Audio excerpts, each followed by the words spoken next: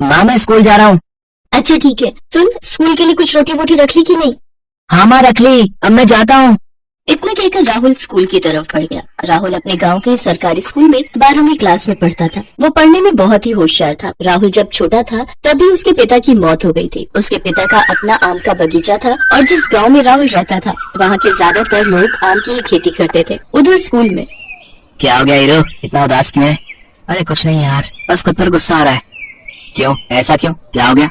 मेरे होते हुए मेरी माँ को कितना काम करना पड़ता है यार। आमों से भरी इतनी भारी टोकरी लेकर कितनी दूर तक जाना पड़ता है उन्हें। अगर चाची आम लेकर उस ठेकेदार रमन सिंह के पास नहीं ले जाएंगे तो आमदनी कैसे होगी? बस इसी बात का तो रोना है कि वो खड़ूस रमन सिंह पौने पौने दाम पर पूरे गांव के लोगों से उनके आम खरीद लेता है। खुद तो दिन ब दिन अमीर होता जा रहा है और हम इतनी मेहनत करने के बाद भी और गरीब होते जा रहे हैं। राहुल को जिस रमन सिंह पर गुस्सा आ रहा था वो गांव का ही एक बड़ा जमींदार था। गांव के सभी लोग उसे ही अपने आम बेचते थे। ऐसा करना उनकी मजबूरी थी। दरअसल गांव इतना पिछड़ा और एकांत में था कि वहाँ कोई दूसरा व्यापारी आम खरीदने आता ही नहीं था और लोगों के लिए शहर जाकर आम बेचना मुमकिन नहीं था। बस इसी मजबूरी का फायदा रमन सिंह उठाता था। राहुल ये हालात बदलना चाहता था लेकिन वो चाह कर भी कुछ नहीं कर पा रहा था। फिर उसी शाम आज आमों के कितने पैसे मिले माँ? अरे तो वो सब छोड़ना, नहीं पहले आप बताओ। कुल 15 किलो आम थे तो रमन सिंह ने 150 रुपए दिए मुझे। बस 150 रुपए? माँ तुम्हें पता है आज हमारे मास्टर साहब ने बताया कि इस वक्त शहर में आम 60 से 70 रुपए किलो बिक रहा है। हाँ पर हम कर भी क्या सकते हैं बेटा? कर सकते माँ, और मैं करके भी दिखाऊंगा। तुम देखना, मैं जरूर कुछ न कुछ करूंगा। राहुल गुस्से से वहाँ से चला गया। उसकी माँ कलावती उसे पुकारती रही लेकिन वो नहीं रुका। अब क्या हो गया तुझे, फिर चाची से झगड़ कर आया क्या? हाँ यार, तो उनसे क्यों झगड़ता है? वो माँ है तेरी।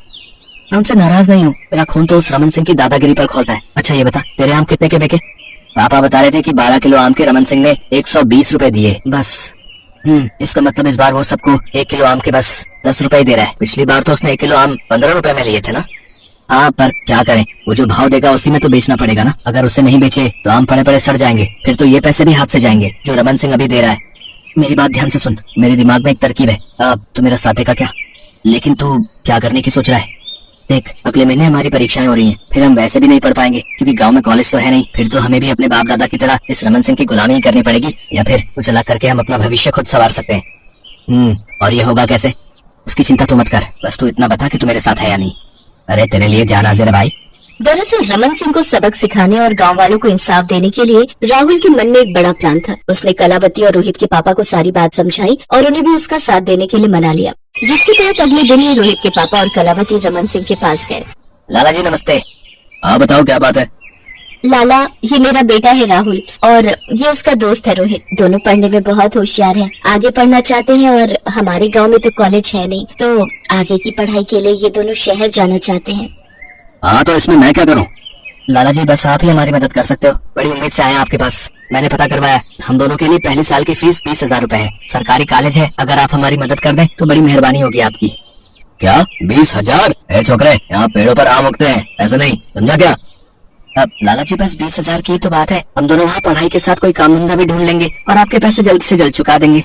अच्छा, और अगर पैसे नहीं चुकाए तो आप हमारा आम का बगीचा ले लेना, पूरा का पूरा। फिर ठीक है, लेकिन सुन ले, 1 साल बाद पूरा 20% कमीशन लूंगा। चलेगा लाला जी, मंजूर है हमें। लालच में आकर रमन सिंह ने राहुल और रोहित को उनके कॉलेज की फीस के लायक पैसे दे दिए। अगले ही दिन पैसे लेकर राहुल और रोहित शहर की तरफ चल दिए। फिर रास्ते में ओए, पैसे तो मिल गए, अब क्या करना है? अब मेरी बात ध्यान से सुन, शहर में हर चीज किराए पर मिलती है, तो सबसे पहले हम कोई कमरा किराए पर लेंगे, तो और मैं वहीं रहेंगे। फिर हम एक बड़ी जूस मशीन खरीदेंगे और आखिर में हमें एक टेम्पो किराए पर लेना है। अच्छा, और फिर क्या करेगा तू? मैं उसी किराए के टेम्पो से गांव के आम यहाँ तेरे पास लाऊंगा और तू नामों का ताजा जूस निकाल कर बेचना। आइडिया तो जानदार है तेरा, मगर लाला को पता चला तो उसकी चिंता मत कर। मैंने सभी गांव वालों को गांव से बाहर आकर मुझे आम देने को कहा है। लाला को कानो कान खबर नहीं लगेगी। अगले ही दिन राहुल ने एक ट्रांसपोर्ट कंपनी से टेम्पो किराए पर ले लिया और बाकी बचे पैसों से उसने रोहित को जूस मशीन दिलवा दी। वो सुबह सुबह ही गांव की तरफ चल दिया। दोपहर में उसे गांव से थोड़ी दूर पर अपने ही गांव के बहुत सारे लोग दिखाई दिए, जिसमें कलावती भी थी। राहुल ने टेम्पो से एक तराजू निकाला और सारे आम तोलकर एक कॉपी में लिखता रहा। फिर वो सारे आम लेकर शहर आ गया। शाम को रोहित और राहुल दोनों ने बाजार में आम का ताजा जूस बेचना शुरू कर दिया। गाँव के देसी रसीले और मीठे आमों का जूस लोगों को खूब पसंद आया। रात होते होते उनके पास एक आम भी नहीं बचा। 1 2 3 4 देख रहा है रोहित, पहले दिन पूरे 4,000 कमाए हमने। भाई मान गया तुझे। गांव में रमन सिंह को इतने पैसों के लिए कम से कम 400 किलो आम बेचने पड़ते। तभी तो बेटा इतनी कीमत आम की नहीं है जितनी उसके जूस की है। अब तू देखता जा आगे मैं करता क्या हूँ। राहुल के दिमाग में पूरा प्लान था। वो हर रोज टेम्पो लेकर जाता, गांव वालों को उनके आमों की अच्छी कीमत देता और फिर उनके आम शहर लाकर उसका जूस बनाकर बेचता। और उसका ये काम कुछ ही दिनों में खूब चल निकला। कमाई बढ़िया हो रही थी तो कुछ ही दिनों में राहुल ने किराए के टेम्पो की जगह अपना खुद का टेम्पो खरीद लिया। टेम्पो का किराया बचा तो आमदनी भी दुगनी हो गई। उधर रमन सिंह को समझ नहीं आ रहा था कि गाँव वाले आखिर उसके पास अपने आम बेचने क्यों नहीं आ रहे हैं। उसने गाँव वालों से पूछा तो सबने राहुल के कहे मुताबिक झूठ बोल दिया कि इस आमों में कीड़ा लग गया है और सारी फसल बर्बाद हो गई है। रमन सिंह ने भी उनकी बात पर भरोसा कर लिया। फिर ठीक 1 साल बाद माँ ये देखो। अरे वाह, एक और नया टेम्पो। जुग जुग जी मेरे बच्चे। अरे ये टेम्पो किसका है और यहाँ क्या कर रहा है ये टेम्पो? हमारा है लाला, और इसी टेम्पो में हमारे आम जाएंगे शहर, समझे क्या? अच्छा तो ये पढ़ाई कर रहा है तो शहर जाके चल तू मेरे पैसा लौटा पहले, वो भी सूद समेत, वरना तेरा ये टेम्पो सीधा जाएगा मेरी हवेली। ओह लाला चिंता क्यों करते हो हैं? रुको 1 मिनट, सूद समेत तुम्हारे बनते हैं 24,000, लेकिन रुको तुम ये पूरे 25,000 रखो। और एक बात और सुन लो, आज से गांव में कोई तुम्हारी गुलामी नहीं करेगा, समझ गए? और इन सबकी इसी आजादी की खुशी में तुम मेरी तरफ से 1000 रुपए की मिठाई खा लेना, ठीक है ना? लाला को समझ ही नहीं आया कि जो हुआ वो कैसे और कब हो गया। वो अपना समूह लेकर वहाँ से चला गया। हर कोई राहुल और रोहित की पीठ थपथपा रहा था और कलावती की आंखों में खुशी के आंसू थे, क्योंकि उसके बेटे ने आखिरकार वो कर दिखाया था जो उसने कहा था। मीनाक्षी अपने पति मंगल और बेटे केशव के साथ माणिकपुर में रहती थी। मंगल की मजदूरी से घर चलाना बहुत मुश्किल था और मीनाक्षी चाहती थी कि केशव बड़ा होकर पढ़ लिखकर शहर में अच्छी नौकरी पर लग जाए। इसलिए मीनाक्षी चाहती थी कि वो भी कुछ काम करे ताकि केशव की पढ़ाई लिखाई का खर्चा निकल सके। मीनाक्षी के पास एक छोटी सी जमीन थी जहाँ पर वो बेल उगाया करती थी। गाँव में किसी को भी बेल का फल चाहिए होता था, वो मीनाक्षी से मांग लिया करता था। अरे मीनाक्षी जरा एक बेल तो तोड़ दे, आज बड़ा मन हो रहा है बेल खाने का। हाँ हाँ चाची मैं अभी देती हूँ, तुम रुको मैं लेकर आई। जीती रहे बहू, सचमुच तेरे में रत्ती भर भी अहंकार ना है। अच्छा मैं चलती हूँ। ये केशव कहाँ रह गया? आज स्कूल से आने में इसने बहुत देर कर दी। अच्छा वो आप आ गए, क्या हुआ? अरे बात ही कुछ ऐसी है मीनाक्षी, ठेकेदार गांव छोड़कर जा रहा है। मेरे साथ और भी मजदूर थे जो बेचारे परेशान होकर वापस अपने अपने गांव चले गए। कुछ समझ नहीं आ रहा कि क्या करेंगे, क्या कमाएंगे और क्या खाएंगे। चिंता मत करो, सब ठीक हो जाएगा। तुम हाथ में धो लो, मैं खाना लगा देती हूँ। माँ जल्दी से कुछ खाने को दो, बहुत भूख लगी है। क्या बात है केशव, तूने आज स्कूल से आने में बहुत देर लगा दी। माँ कल शिक्षक दिवस है तो हम बच्चे मिलकर मास्टर जी के लिए कविता तैयार कर रहे थे, बस उसी का अभ्यास कर रहा था। माँ कल सब बच्चे मास्टर जी के लिए कुछ न कुछ उपहार लेकर आएंगे। मैं भी चाहता हूँ कि कल शिक्षक दिवस पर मैं भी मास्टर जी के लिए कोई उपहार लेकर जाऊँ, पर समझ नहीं आ रहा कि मैं उन्हें क्या दूँ। एक काम करो, तुम कल मास्टर जी के लिए बेल ले जाना, फल तो खाया जाता है और वैसे भी गर्मी के दिन चल रहे हैं तो वो बेल को खा भी लेंगे। ठीक है माँ, मैं कल मास्टर जी के लिए बेल ले जाऊंगा। तुम पेड़ से तोड़कर मुझे बढ़िया बढ़िया बेल के फल दे देना। केशव खुश हो जाता है। अगले दिन मीनाक्षी उसे पके हुए बेल तोड़कर दे देती है। केशव बेल फल लेकर स्कूल जाता है और मास्टर जी को उपहार में देता है। अरे वाह, ये उपहार मेरे लिए बहुत कीमती है। बहुत बहुत शुक्रिया केशव बेटा, अपने माता पिता को मेरी तरफ से शुक्रिया कहना। ऐसे ही दिन बीत रहे थे। मंगल काम न मिलने की वजह से बहुत परेशान रहने लगा था। मीनाक्षी भी जब मंगल को चिंता में देखती तो उसे बहुत दुख होता था। एक दिन केशव अपनी माँ के साथ बाजार गया तो रास्ते में उसे अपने मास्टर जी मिले। मास्टर जी नमस्ते। अरे केशव बेटा तुम? नमस्ते बेटा नमस्ते। नमस्ते मास्टर जी, कैसे हैं आप? मैं ठीक हूँ। मंगल मिला था मुझे, बता रहा था जिस ठेकेदार के पास काम करता था वो शहर चला गया। जी मास्टर जी, इसी कारण बहुत परेशानी हो रही है। केशव को लेकर जो पढ़ाने लिखाने के सपने देखे थे वो पूरे होंगे भी या नहीं, कुछ समझ नहीं आ रहा। अरे चिंता मत करो, सब ठीक हो जाएगा। काश मैं कोई काम कर पाती तो बहुत मदद मिल जाती। काम तो तुम अभी भी कर सकती हो, ये तो बहुत अच्छी बात है।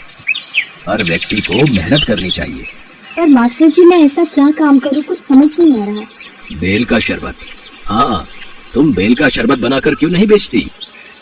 तुम्हारे तो खुद के बेल के पेड़ हैं, तो तुम्हें कहीं से भी कुछ खरीदने की जरूरत नहीं है। तुम आराम से ये व्यापार शुरू कर सकती हो। और फिर अभी तो गर्मियां आने वाली हैं, तो बेल का शरबत गर्मियों में बहुत बिकेगा। इसके बहुत फायदे होते हैं, लोग इसे बहुत शौक से पीते हैं। तुम्हारी अच्छी बिक्री हो जाएगी। आपने बहुत अच्छा सुझाव दिया मास्टर जी, आपका बहुत बहुत शुक्रिया। मास्टर जी का सुझाव मानकर मीनाक्षी घर आती है। वो देखती है कि मंगल को थकान और कमजोरी महसूस हो रही थी। वो मंगल को डॉक्टर के पास लेकर जाती है। घबराने की कोई बात नहीं है। लगता है मंगल तेज धूप और गर्मी में काफी देर घुमा है, इसलिए गर्म हवा लग गई है। मैंने मंगल को दवाई दे दी है, इससे आराम आ जाएगा। सुनो जी, आप क्यों चिंता में घुल रहे हो? अगर आपको कुछ हो गया तो मेरा और केशव का क्या होगा? मुझे पता है आप काम की तलाश में सारा दिन धूप और गर्मी में घूमते रहते हो, पर अब आपको बिल्कुल भी परेशान होने की जरूरत नहीं है। मुझे पैसे कमाने का रास्ता मिल गया है। पर हम क्या काम करेंगे मीनाक्षी? हमारे पास काम शुरू करने के लिए इतने पैसे नहीं हैं। मैंने कहा ना, सब हो जाएगा। बस आप अपने मन से इस चिंता को बाहर निकालो। अच्छा ये लो, देखो मैंने क्या बनाया है, बेल का शरबत। बेल का शरबत? हाँ, अब तुम इसे पीकर बताओ कैसा बना है। और तुम्हें पता है, इसे पीने से तुम्हारी सारी गर्मी दूर हो जाएगी। बेल की तासीर ठंडी होती है, इसका शरबत पीने से गर्मी में बहुत राहत मिलती है।